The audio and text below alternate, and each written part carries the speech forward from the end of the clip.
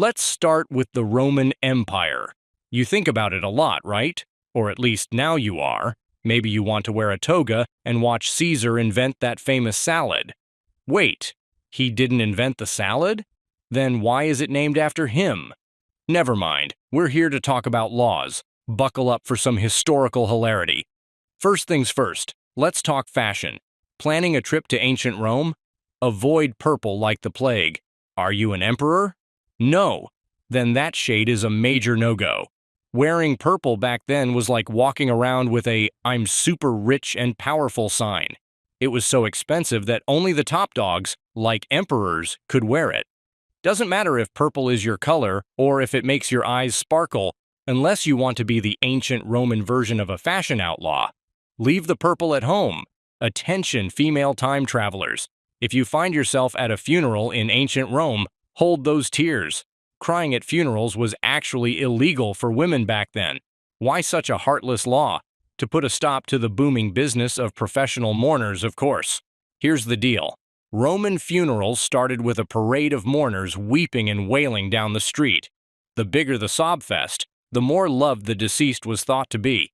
Enterprising ladies saw a business opportunity and started hiring themselves out as professional criers, making a dramatic scene over someone they didn't even know.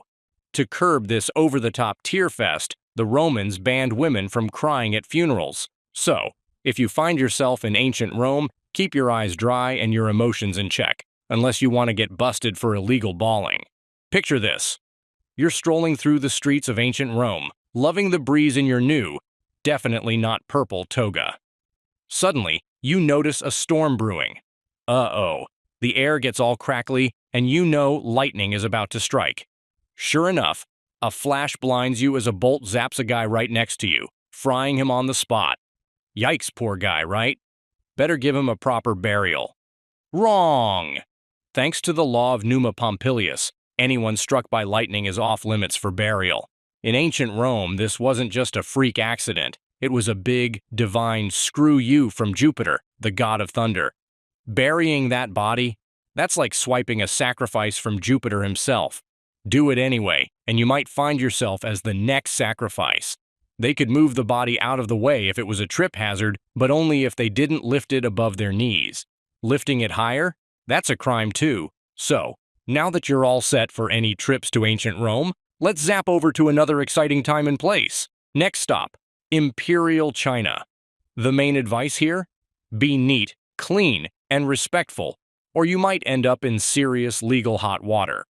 During the Shang Dynasty, 1600–1046 BCE, littering was a huge no-no. And no, we're not talking about a fine or community service. If you got caught tossing trash on the road, you could kiss your hand goodbye. Literally.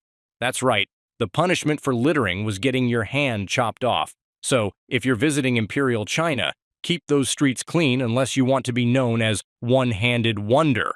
Planning to go fishing during the Tang Dynasty? Be extra careful. The word for carp sounded the same as the Tang Emperor's last name, so these fish got special treatment. According to the Miscellany of Yueyang, a collection of records about legends and customs from that time, if you caught a carp, you had to release it immediately and absolutely could not eat it. Selling carp? That would get you 60 flogs. So, if you're heading back to the Tang Dynasty for some fishing, make sure you can identify your catch like a pro. Next stop, the Yuan Dynasty, where all fish were fair game. But don't mess with chickens. According to historian Yang Yu, during Emperor Renzong's reign, people in the capital were forbidden from holding chickens upside down. Anyone caught defying this oddly specific law could be jailed. Why? Because the emperor's zodiac sign was the rooster, and apparently he didn't appreciate his feathery counterparts getting flipped. So, to be safe, treat all birds and fish with respect during your travels, and remember, no chicken gymnastics allowed. In ancient Egypt, there's one animal you absolutely must treat like royalty: the cat. Cats were sacred, and harming one could get you the death penalty. Harsh? Maybe, but considering how adorable cats are, it seems pretty fair. So, if you're heading to ancient Egypt, remember, treat every kitty like the divine furball it is, or you might just be the one taking a cat nap. Permanently. Let's fast forward to jolly old England. It's time to get medieval. Want to travel to the Middle Ages and live your own Knight's Tale? Sounds epic, but beware of the many weird laws. Step out of line in the wrong place at the wrong time, and it's off with your head. So, brush up on your manners and medieval law, or you might find yourself in a real-life Game of Thrones, minus the dragons. When you arrive in medieval England, you'll need to find food. But be careful. Don't go hunting all willy-nilly. In 1198, a law made hunting deer in the royal forest illegal. Caught with venison there? You'd face blinding and castration. Throughout the medieval era, the church had a lot of power and loved using it in creative ways. One of their favorite rules was telling married couples when they could and couldn't have sex. Thursdays and Fridays were off-limits as prep days for Holy Communion, and Sundays were a no-go too. Add to that the entirety of Lent, the days before Christmas, and the Feast of Pentecost. Now let's hop over to the good old US of A and check out the accidental historical crimes you might stumble into. Depending on the state, you'll find some seriously wacky laws that are no longer around today but could be a real headache if you're time traveling. So, watch your step. You might end up in hot water for something completely unexpected. First, let's talk about drinking. It's a popular pastime. But from 1920 to 1933, America was deep in prohibition, banning the manufacture, sale, and consumption of alcohol. We all know about prohibition, but it wasn't the only booze-related legal crackdown in American history. Take Kentucky, for instance. It was once illegal to buy alcohol while the polls were open for general elections or primaries. No election day drinking. This law was a reaction to political parties in pre-prohibition America, bribing voters with free booze. Kentucky finally overturned this law in 2013, so modern voters can now toast to their civic duty.